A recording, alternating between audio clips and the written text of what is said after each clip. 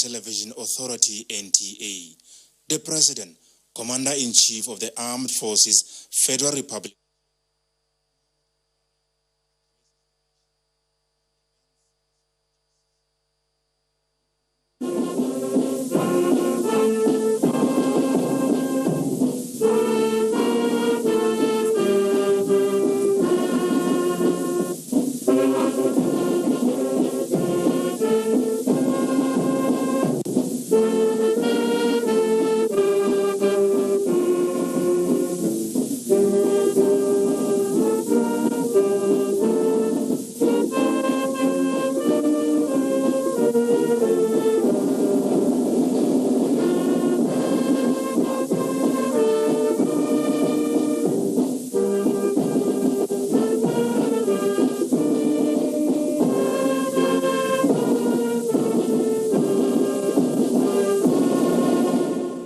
Hello, Nigerians.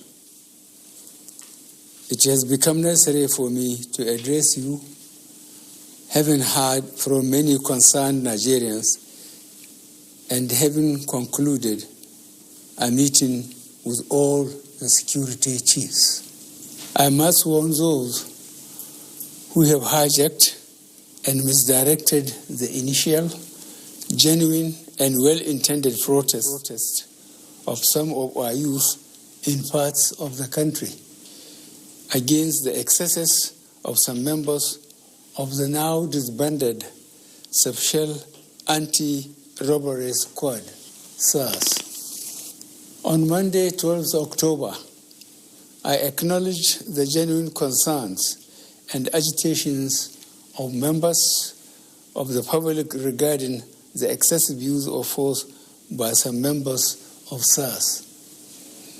The choice to demonstrate peacefully is a fundamental right of citizens as enshrined in Section 40 of our Constitution and other enactments.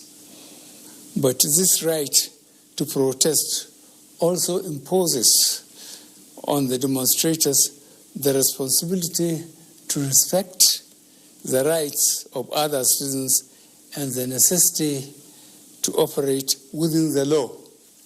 As a democratic government, we listened to and carefully evaluated the 5-point demands of the protesters.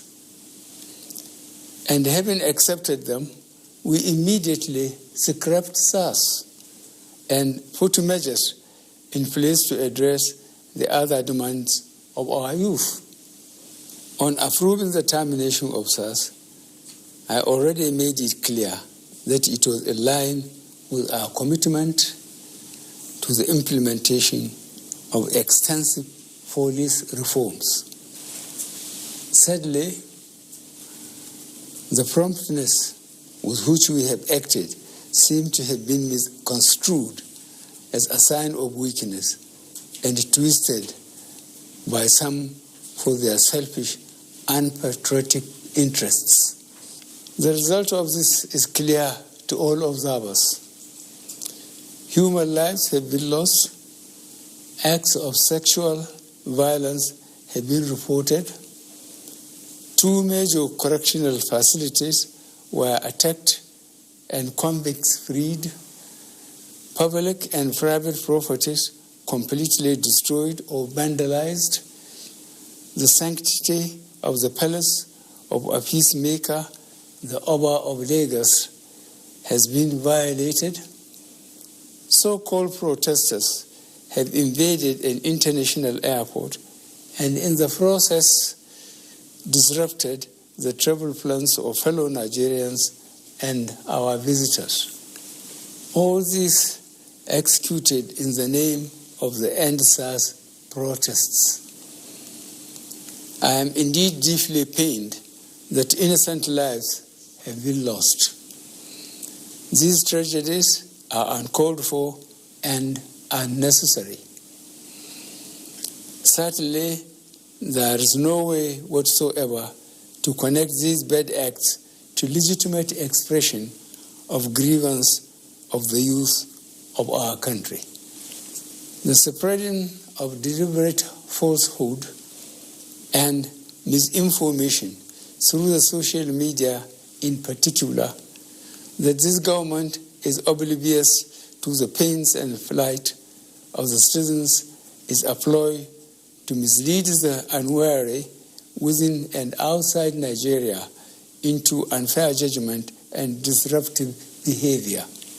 On the contrary, both our deeds and words have shown how committed this administration has been to the well-being and welfare of citizens, even with the steadily dwindling revenues and the added responsibilities and restrictions due to the coronavirus pandemic.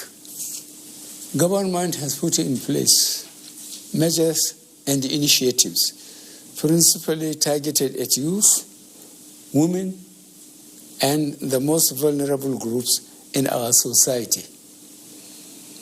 These included our broad plan to lift 100 million Nigerians out of poverty in the next 10 years.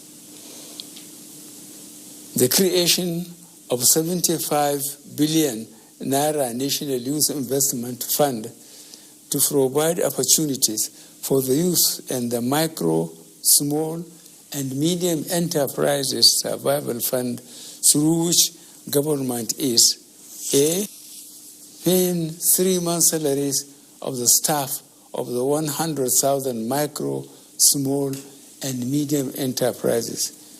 B, paying for the registration of 250,000 businesses at the Corporate Affairs Commission. C, giving a grant of 30,000 Naira to 100,000 artisans. And D, guaranteeing market for the products of traders.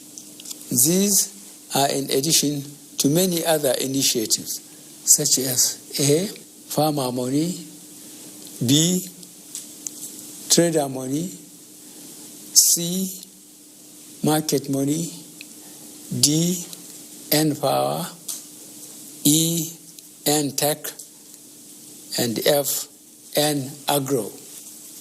No Nigerian government in the past has methodically and seriously approached poverty alleviation like we have done. With regards to the welfare of police personnel, the National Salaries, Income and Wages Commission has been directed to expedite action on the finalization of the new salary structure of the members of the police force. The emoluments of other paramilitary services are also being reviewed upwards. In order to underscore the importance of education in preparing youth for the future, this administration has come up with a new salary structure and other incentives for our teachers. Let me at this point reaffirm the federal government's commitment to preserving the unity of this country. We will continue to improve good governance and our democratic process, including through sustained engagement. We shall continue to ensure that liberty and freedom, as well as the fundamental rights of all citizens, are protected.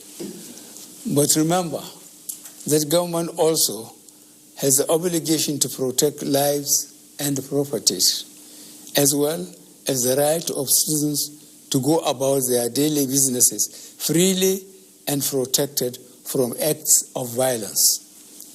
To our neighbors in particular, and members of the international community, many of whom have expressed concern about the ongoing development in Nigeria, we thank you and urge you all to seek to know all the facts available before taking a position or rushing to judgment and making hasty pronouncements.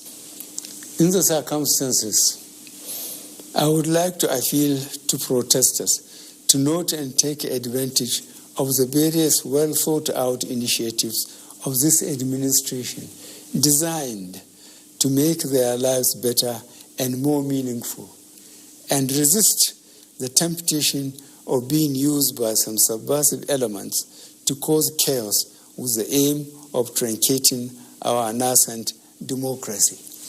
For you to do otherwise will amount to undermining national security and the law and order situation. Under no circumstances will this be tolerated. I therefore call on our youth to discontinue the street protests and constructively engage government in finding solutions. Your voice has been heard loud and clear, and we are responding. And I call on all Nigerians to go about their normal businesses and to enjoin security agencies to protect lives and properties of all law-abiding citizens without doing harm to those they are meant to protect. Let me pay tribute to officers of the Nigeria Police Force who have tragically lost their lives in the line of duty. I would like to thank those state governors, traditional and religious leaders who have appealed for calm and restraint. I also thank youth leaders who have restrained their followers from taking the law into their hands. This government respects and will continue to respect all the democratic rights and civil liberties of the people, but it will not allow anybody or groups to disrupt the peace of our nation. Thank you all. God bless the Federal Republic of Nigeria.